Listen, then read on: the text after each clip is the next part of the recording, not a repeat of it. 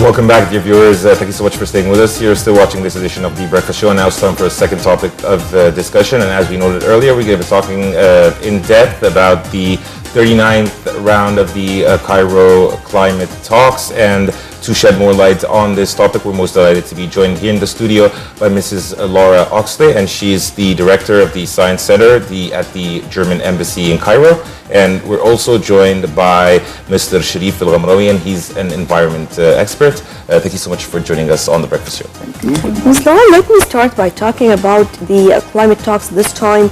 Definitely you are talking about something that is really of great importance, talking about protectorates here in Egypt. Also, it is considered one of the most important parts when it comes to tourism, for example. So talking about all these areas and how we can work together on it.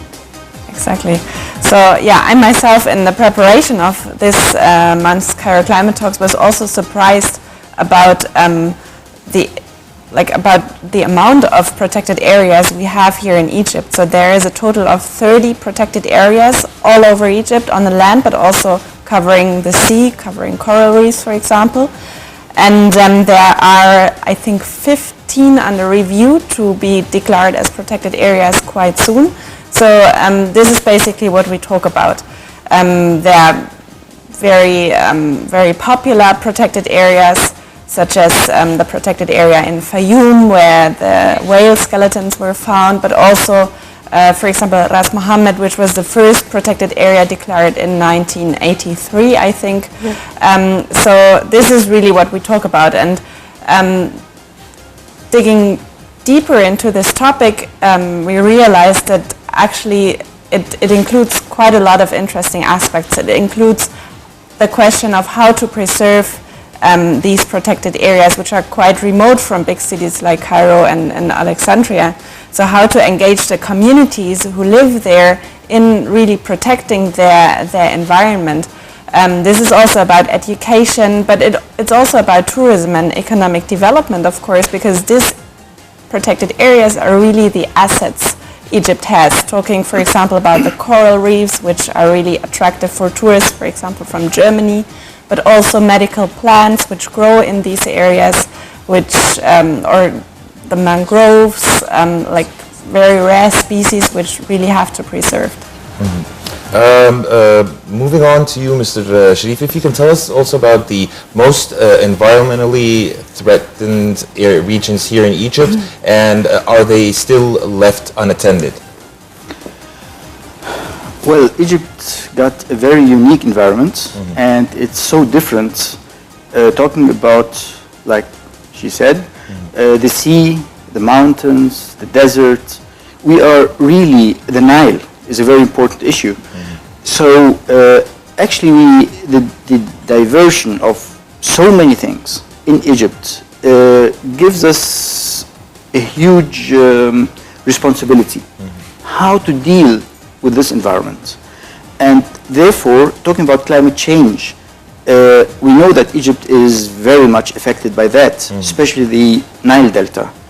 So we have to raise up the awareness within first the Egyptians and also visitors, tourists coming to Egypt to protect our country.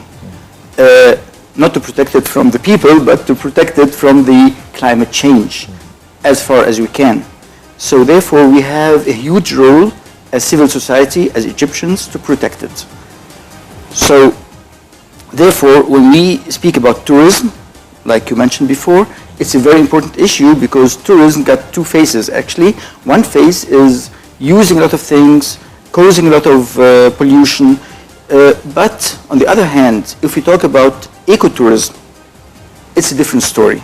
So people come with certain awareness, with certain things in their mind to protect not only the environment but also the culture, which is a very important issue when we talk about tourists come and they don't care about the culture, or tourists come and they care about the culture and they respect the culture. So therefore I believe it's a very important issue to raise up awareness beyond the Egyptians, living in the protectorates, living in Egypt as a whole, and also people visiting our country. Right, we always say that Egypt is actually gifted with the different or the variety of its tourism product. And definitely ecotourism is one of the most important concepts of tourism. And maybe here we can link both if we are going to work on protecting such a protected national protectorate actually, because as mentioned right now, this is going to be of great importance to promote more people actually promote the idea of visiting these places. But again, we have to admit that we have some challenges in this respect. What are these challenges? Is it going to be easy to protect these areas and on the same time to put it as places for people to visit? I mean, yeah, of course, this could be a contradiction in the first place, but I think, as Sherif also said, there are ways to combine this, which is ecotourism.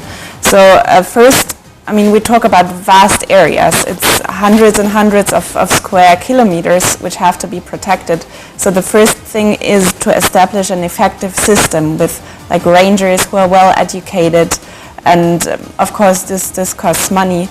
But it still should be a priority because this is no luxury. I mean, it's not luxury thing to protect your or to protect the country. It's really something very essential. And if we manage to combine tourism as a very important source of income for Egypt with protecting the areas, it's even better.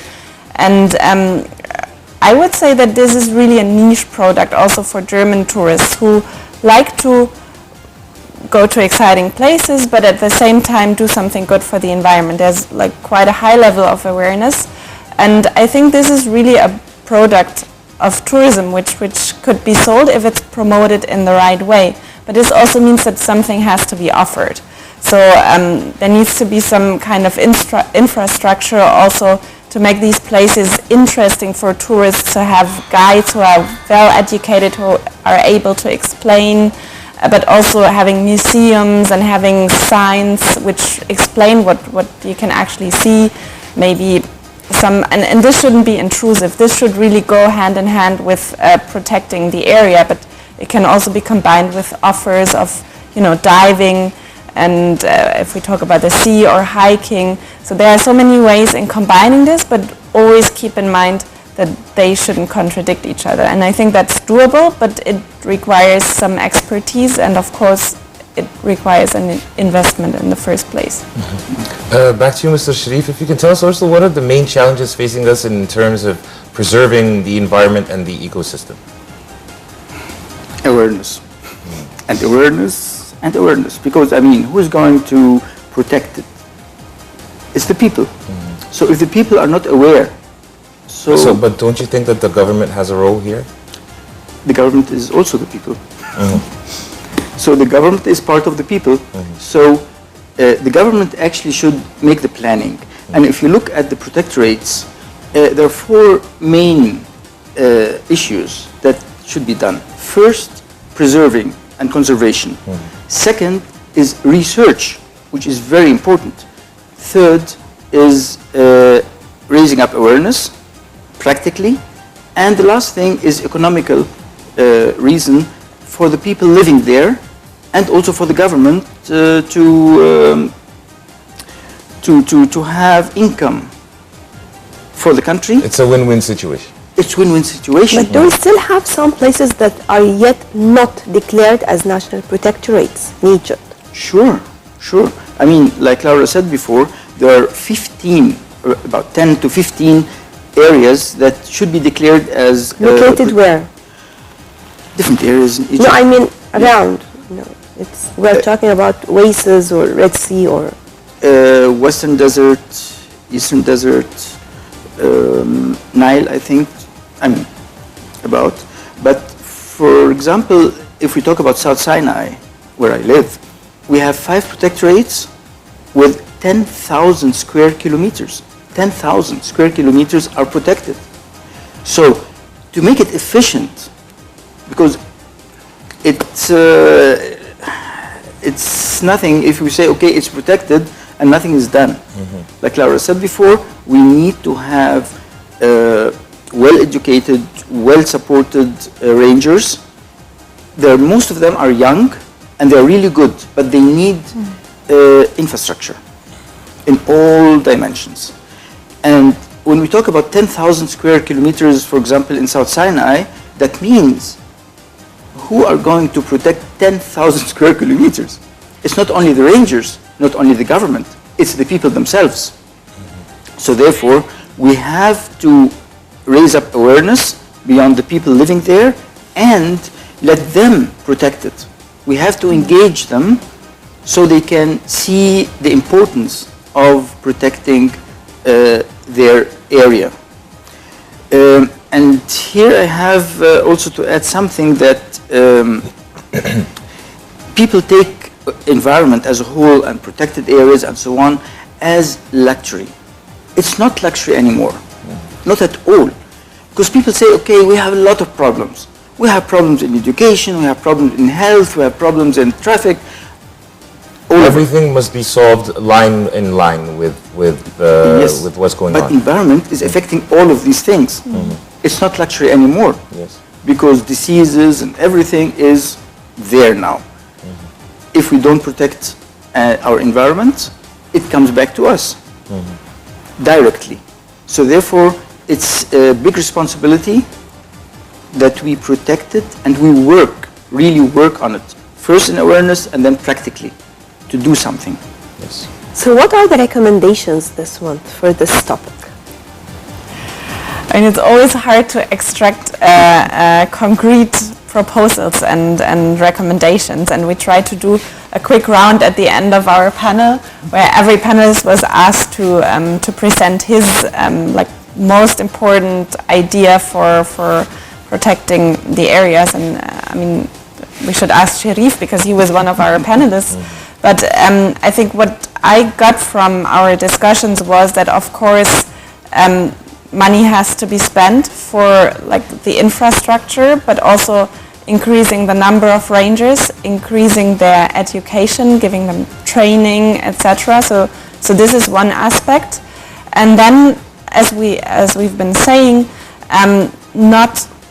it's about awareness, of course, and it's about the idea to combine economic reasoning with protecting the environment, because it hasn't to be contradictory. It can go hand in hand and strengthen each other. But I think Sherif can give us more recommendations.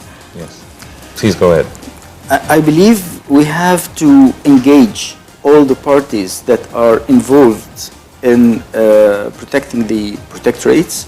So we talk about rangers, like Laura said. We have to support them.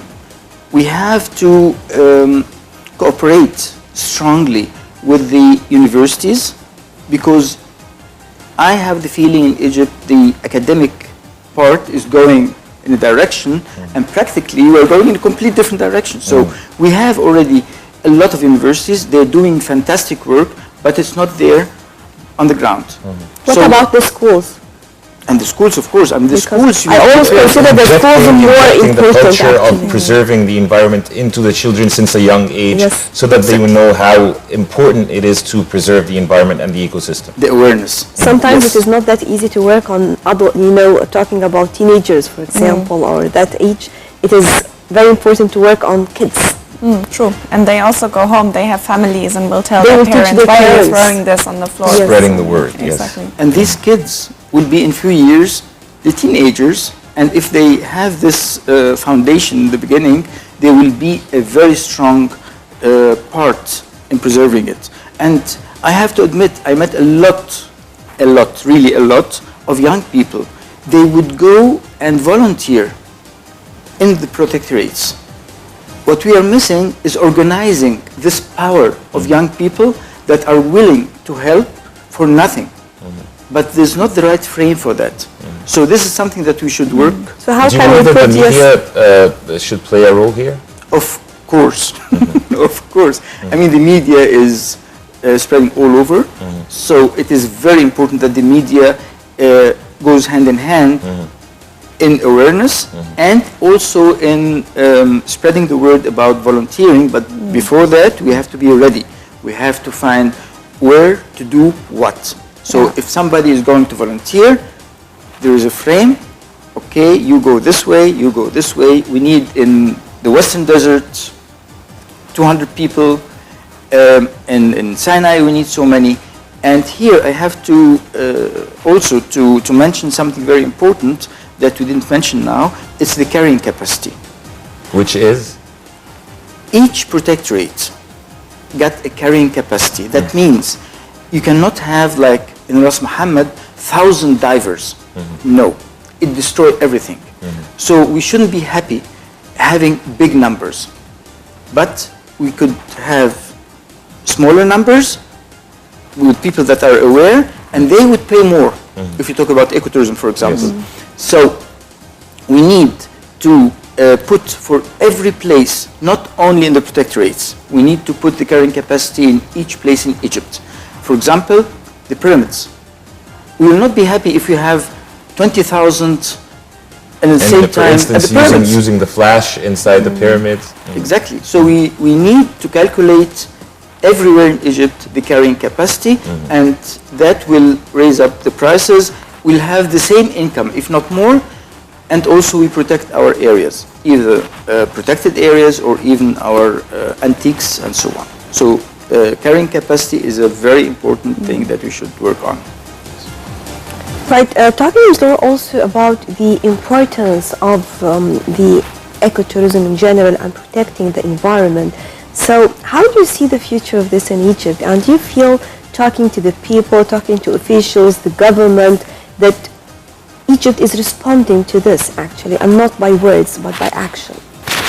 I think there is some action. The best example is the Council for Ecotourism, which was established, I think, under the supervision of the Ministry of Tourism, but they really have experts. They are trying to gather those who work on the ground in ecotourism, but also those who make decisions in the ministry. I know that amongst the priorities of the Minister of Tourism, we also find ecotourism. So I think there is some kind of awareness.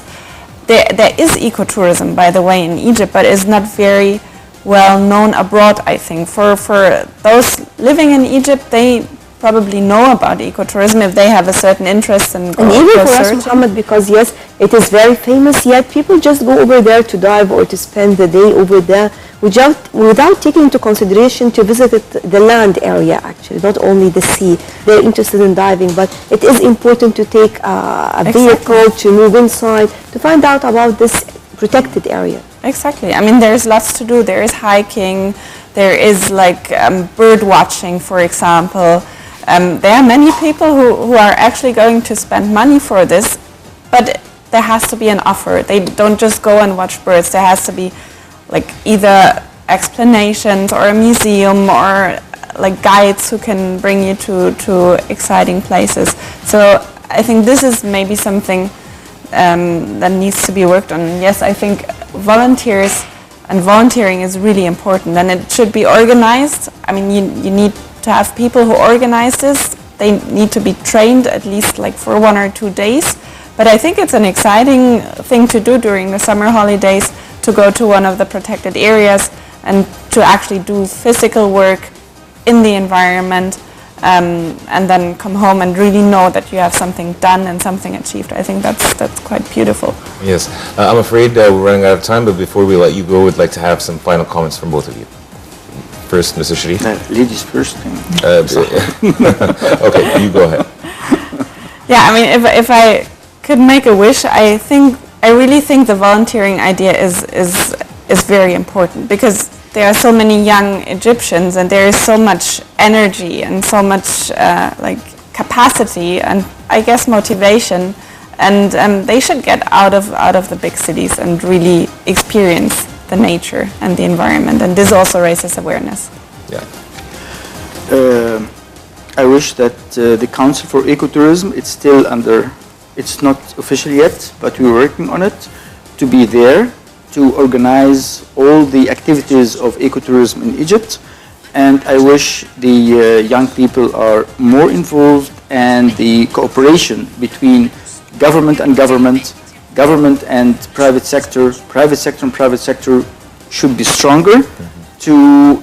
This will be just for the good of the environment. So we have to, all of us, to cooperate together, also with foreign support, to protect our areas.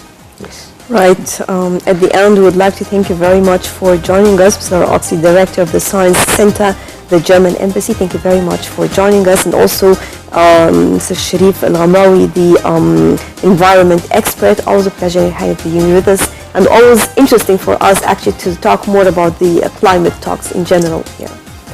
And dear viewers, by this we wrap up today's episode of the Breakfast Show on Nile TV International. Just a quick recap. We talked about renewable energy and the 39th round of the Cairo Climate Talks. Dear viewers, you're in the company of Nashwa Rashid and Karim Yamanuddin. Until we meet again, this is a very goodbye.